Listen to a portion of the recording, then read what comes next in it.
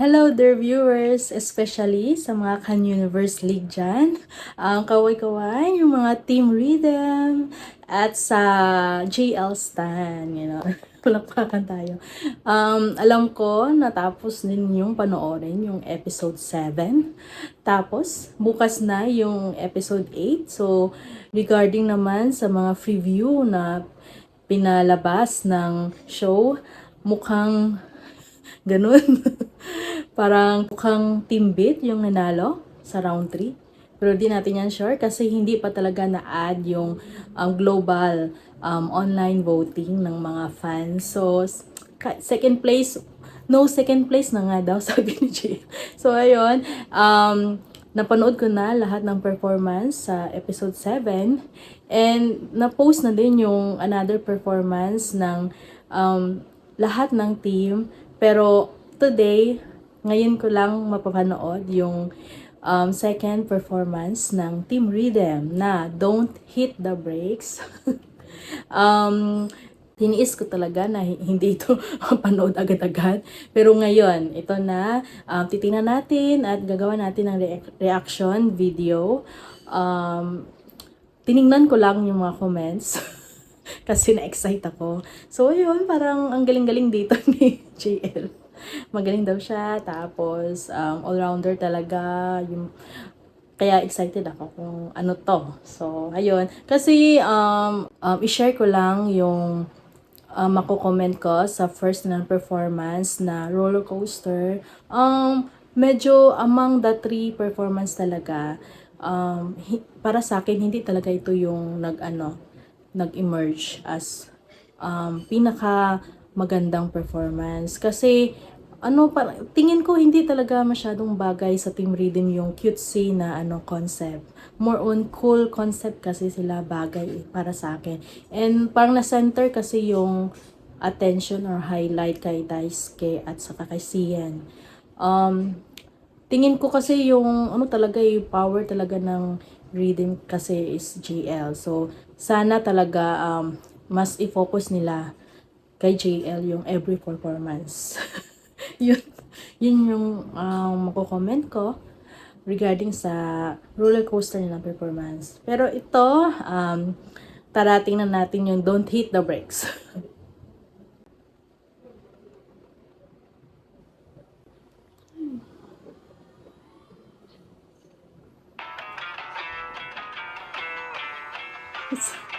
Yeah, 우리 남은 보고 right, never look back on 이거 넌 말도 못해 내 선택은 전부 right, I got them wrong 누구는 말이야 I'm out of control 몇 배로 빨리 달려도 breaking the bounds, breaking it loud I'm a proof 가뒀던 셈을 넘어 거짓 없는 my play Parang ano yung audio? I'm on my own way 숨이 멎어도 떠올린 my pace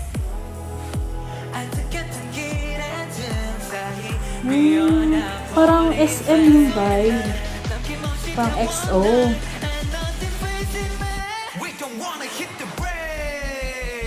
Oh. Parang kakaiba to. Oh.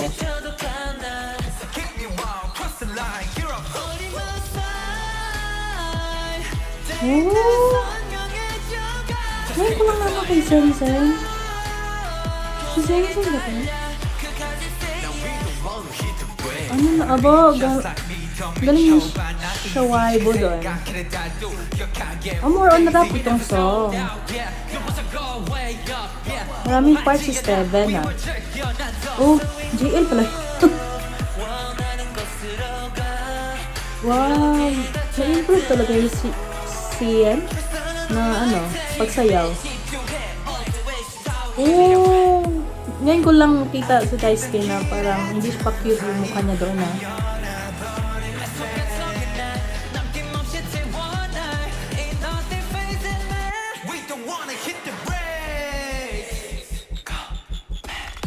Oh,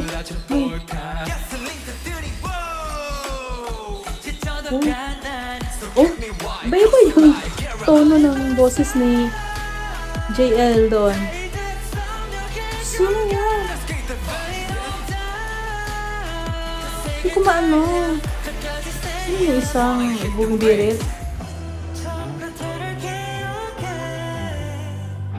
Ito yung nakita ko na ano, short video eh. Itong part ni JL.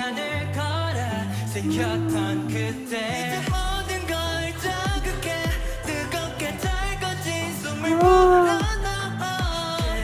Grabe ah. May tatlo silang boka. Si Zen Zen. Sino yung isa? Hindi ko ma-memorize yung pangalan. Lahat sila.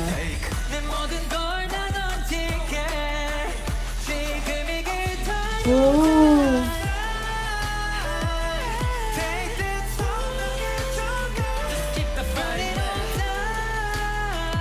Yeah. Parang ano siya, sexy siya na ano. May labas dila. Wow. Shawarma. Ay, no. Parang modest na sexy. Ganon siya. Yung outfit nila nyo, no? Parang ano, cowboy. Mga cowboy sila. And very strong yung choreography talaga. And more on rap to. Then, may mga vocals. Kaya maraming parts talaga si Steven. Tingin ko, kasi parang masyadong hype up based sa comments, itong performance. Parang, ano mo, magaling sila, maganda naman yung, ano, yung performance nila. Pero yung kanta, parang hindi siya talaga, ano, mainstream para sa akin. And, yung ano talaga, yung choreo nila is, mahirap talaga. Yung difficulty level, ganun. And yung vocals, at saka, parang kasi yung team rhythm talaga, yung makita mo talaga dito yung all-in-one talaga eh. Kasi yung ibang team, more focus sila sa vocals, parang ganun sila. May vocals, may rap, may dancing, o diba? May ano pa siya, mga expression nila. So, ano talaga eh, all-in-one talaga itong grupo na to. Yun lang yung masasabi ko. And, more on ano to eh, kung sino yung mahilig talaga sa hip-hop, sa dancing, sa rap, mag-enjoy sila dito. Parang hindi ko sila nakita nga, ano, nag-enjoy. Masyadong hard yung choreography at saka yung song talaga. So, yun, very serious talaga sila dito. Alam natin ginawa nilang lahat, yung best talaga nila dito. Pinipare talaga nila. So, palakpakan naman natin sila. And ano eh, yung may dalawa talagang vocals, ang alam ko si Zenzen at yung isa, hindi ko maano. Ang galing nila parang, kasi talaga lahat ng 42 participants from starting the episode 1, very talented talaga sila. Yung iba, na-eliminate na lang, hindi, sayang sila kasi magagaling na silang sumaya. Meron ding mga vocalist, gaya nito na discover ko no, yung dalawang yun, si Zenzen at yung isa, ang galing din palang kumanta. Parang hindi lang talaga sila na highlight kasi syempre na-overshadow sila ng mga more on popular talaga sa fans, and sa performance din magaling. Yun, hindi lang talaga sila nabibigyan ng chance na ipakita talaga yung talent nila. Pero ito, na-discover natin nga, may dalawa talaga ditong vocals na magaling din. And yung ano sila, tinulungan nila si JL sa vocals. Ay, si JL tumulong din sa rap. Narinig kong konting rap ni JL. Saka parang meron siyang parang deep voice. May part doon. Nag-deep voice siya. Then, next niyang part, yung chest voice. Diba? Yung voice na normal niya na ginagawa habang kumakanta. Parang pag ano siya, pa bigla-bigla siyang pa-change talaga ng tone. So, yun, kudos doon kay JL. Ang magaling siyang talaga eh. Yung versatility ng boses niya. Ayun. Sa dancing din, di ba? Pwede siyang mag-cool, sexy, and cutesy na dance moves and expressions. Yun talaga eh.